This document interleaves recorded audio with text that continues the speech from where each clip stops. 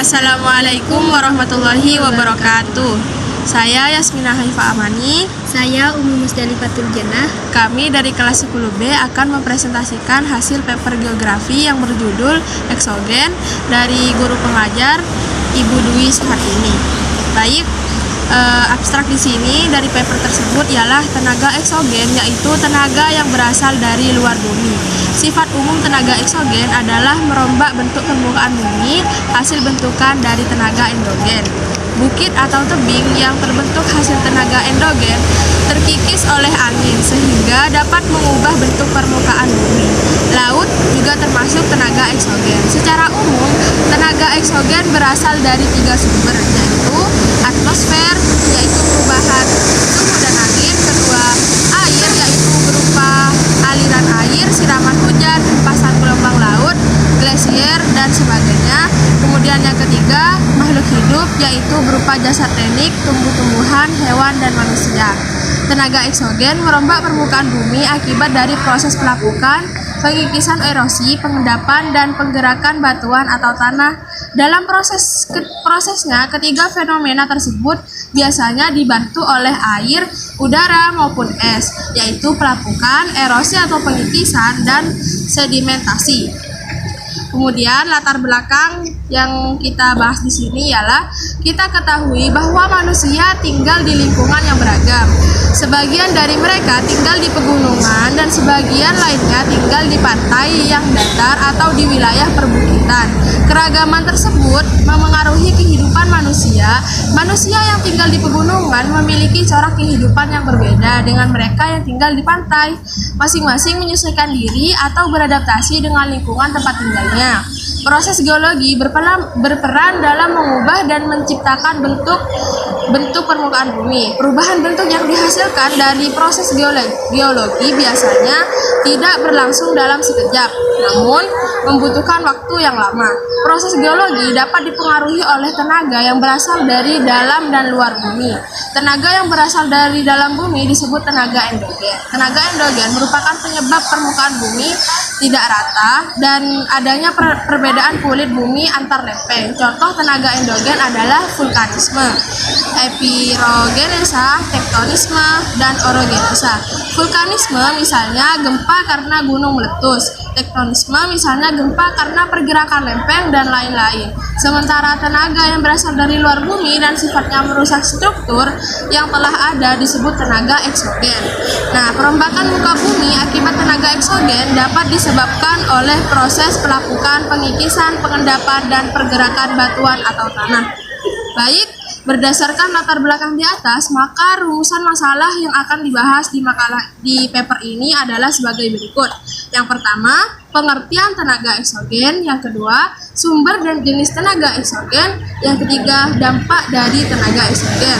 Berdasarkan rumusan masalah di atas, maka tujuan yang dapat dipaparkan dalam penulisan ini adalah sebagai berikut. Yang pertama, mengetahui pengertian tenaga eksogen. Yang kedua, mengetahui sumber dan jenis tenaga eksogen. Dan yang terakhir, mengetahui dampak dari tenaga eksogen. Nah, pengertian baik kita akan berpindah ke bab 2, yakni pembahasan pengertian tenaga eksogen. Tenaga eksogen adalah energi yang berasal dari luar bumi, bersifat merombak dan mengubah bentuk muka bumi atau bentang lahan yang telah ada.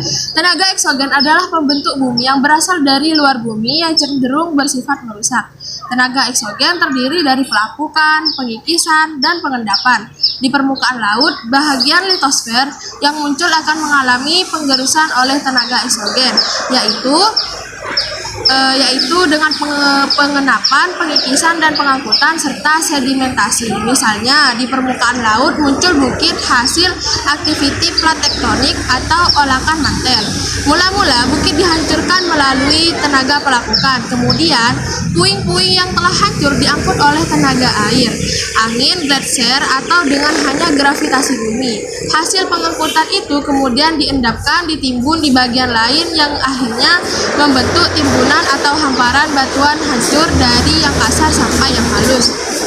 Kemudian contoh lain dari tenaga eksogen adalah pengikisan pantai. Setiap saat air laut menerjang pantai yang akibatnya tanah dan batuannya terkikis dan terbawa oleh air, tanah dan batuan yang dibawa air direndamkan dan menyebabkan pantai menjadi dangkal. Di daerah pegunungan bisa juga ditemukan sebuah bukit batu yang kian hari semakin kecil akibat tiupan angin. Tenaga eksogen disebut sebagai perusak karena menyebabkan rusak hingga hilangnya suatu bentang alam yang ada di permukaan bumi. Maka dapat disimpulkan bahwa tenaga eksogen bersifat destruktif karena dapat merusak dan menghilangkan bentang alam di permukaan bumi. Kemudian B. Sumber dan jenis tenaga eksogen. Sumber tenaga eksogen. Secara umum, tenaga eksogen berasal dari 3 sumber, yaitu atmosfer, yakni perubahan suhu dan angin. Kemudian kedua, air, yaitu berupa seperti aliran air, siraman hujan, hempasan gelombang laut, glasier, dan sebagainya. Makhluk hidup. Kemudian yang ketiga ialah makhluk hidup atau berupa jasad renik, tumbuh-tumbuhan, hewan, dan manusia. Kemudian jenis-jenis tenaga eksogen. Perlu diketahui bahwa keempat jenis proses tersebut masuk dalam jenis tenaga eksogen yang akan kita bahas di bawah ini. Yang pertama, pelapukan. Pelapukan adalah sebuah peristiwa hancurnya massa batuan, baik itu secara kimiawi, fisika, ataupun biologi. Pada umumnya, proses pelapukan ini membutuhkan waktu yang sangat lama, di mana proses pelapukan ini bergantung pada faktor berikut. Yang pertama, cuaca atau iklim. Yang kedua, keadaan topografi. Yang ketiga, vegetasi atau organisme. Yang keempat, pelapukan fisik. Dan yang terakhir, pelapukan kimiawi. Kemudian, yakni pengikisan. Nah, di sini akan dijelaskan oleh rekan saya, yakni Umi Musdalifah Fatul Jannah. Yang kedua, pengikisan. Pengikisan atau erosi adalah peristiwa pengikisan yang disebabkan oleh media yang bergerak seperti angin, gelombang air laut, ataupun gletser. Berdasarkan jenis perombakannya, erosi terbagi menjadi 5, yaitu erosi oleh air. Erosi air adalah erosi yang terjadi disebabkan oleh air atau air hujan, di mana tingkat curah hujan yang tinggi akan mempengaruhi bentuk daerah yang dilewatinya. Erosi air ini dapat mengakibatkan tebing pada sungai menjadi semakin dalam, lembah menjadi semakin curam, dan terjadi pembentukan batu. Tahap terjadinya erosi dibagi menjadi 4 tingkatan, yaitu erosi percik, erosi lembar, erosi alur, dan erosi parit. Yang kedua, erosi oleh angin. Erosi oleh angin adalah peristiwa pengikisan yang disebabkan oleh pergerakan angin. Proses pengikisan batuan yang disebabkan oleh angin dinamakan sebagai deflasi, sedangkan proses korosi oleh angin disebut sebagai korosi. Biasanya erosi angin ini dapat membentuk lubang-lubang kecil di batuan dan biasanya hal ini ditemukan di daerah gurun atau pantai. Yang ketiga, erosi oleh gletser. Erosi oleh gletser disebabkan oleh lapisan es yang biasanya berada di daerah pegunungan, di mana pengikisan ini terjadi di wilayah yang memiliki 4 musim.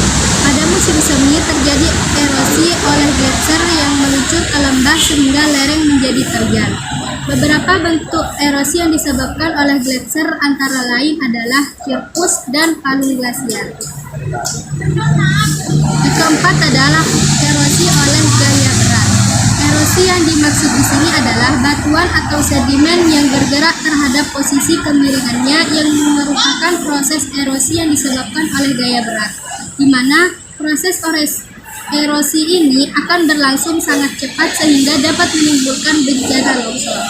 Yang terakhir adalah erosi oleh organisme. Organisme yang dimaksud adalah organisme yang bergerak sebagai erosi, yaitu binatang atau manusia. Erosi yang disebabkan oleh organisme ini berupa galian binatang atau lubang galian yang disebabkan oleh manusia. Beberapa hasil endapan dari erosi organisme antara lain adalah karang koral dan sarang binatang seperti semut. Yang ketiga, pengendapan.